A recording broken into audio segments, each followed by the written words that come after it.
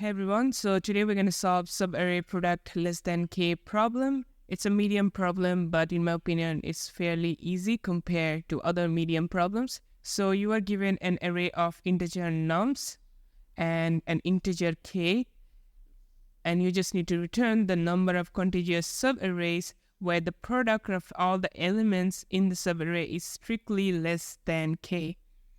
So let's understand the problem. So you are given an array, but what is a subarray? A subarray is basically a contiguous part of an array.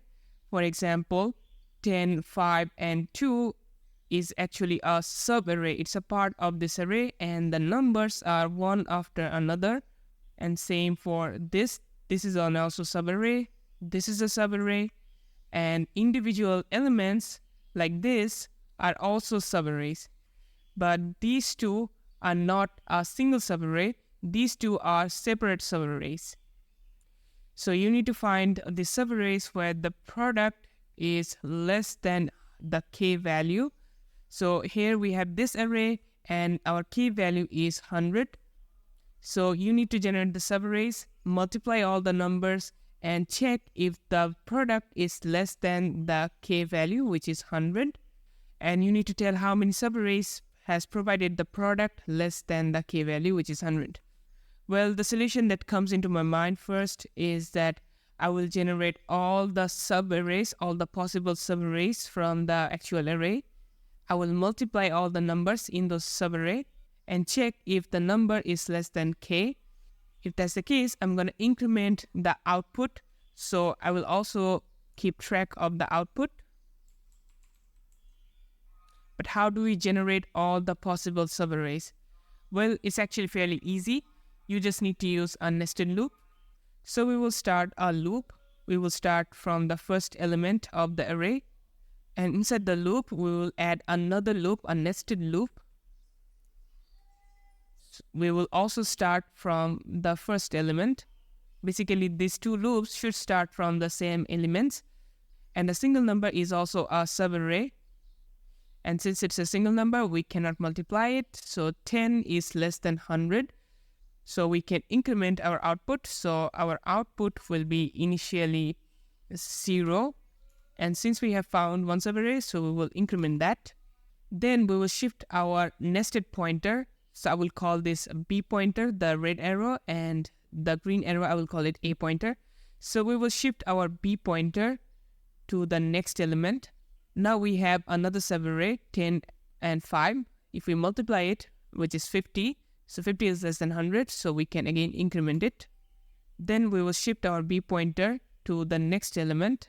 Now the previous product was 50, 10 multiplied by 5, and now we have another number, so 50 multiplied by 2 is 100, which is actually equals to 100. We need less than 100.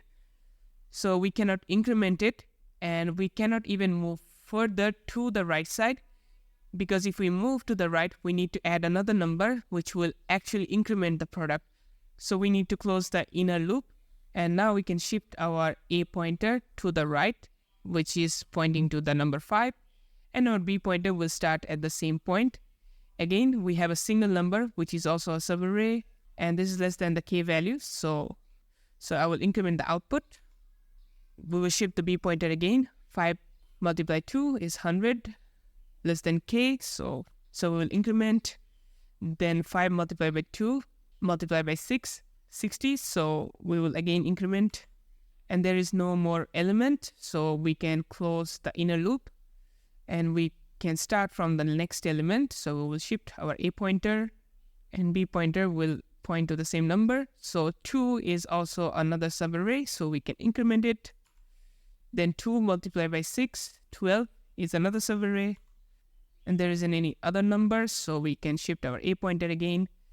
6 is also a subarray, less than 100, so we will again increment it. And we don't have any other number to check, so our output is 8. So our result is 8. And in the example, the output is 8. Now there is an edge case that where k value is actually 0. If the k value is 0, doesn't matter what number you multiply with, is going to be always more than 0, so the output will be 0. And the constraints, it says that the length of the numbers is going to be more than 1, and the value is going to be a positive number, and the key can be 0, which we can see in this example. So you can see it's a fairly easy problem, so let's write that code quickly. But before that, if you find this video helpful, please consider subscribe to my channel. It really helps me a lot. So let's first create an output variable. And we can start our first loop. It will start from the 0th index. So nums.length I++. So let's get the number. And let's create the product variable. And initially the product will be the current number, because a single number can also be a subarray. So num. And now we can start another loop. So for let j equals to I, because we need to start from the same element as we have started from the outer loop. So j will be less than nums.length j++. Now we need to check if the product is less than k or not. So if product is less than or equals to the k value, then we just want to break from the inner loop. Otherwise, we can just increment our output variable. So at first, j and I will point to the same number. If that's the case, we don't want to multiply with any other number. For example, I is on the first number and j is on the second number, then we want to multiply it. So we need to add a condition. So if I is not equals to j, then we will reassign the product. So let's get the other num. So it will be nums j, and reassign the product variable, product multiply by other num.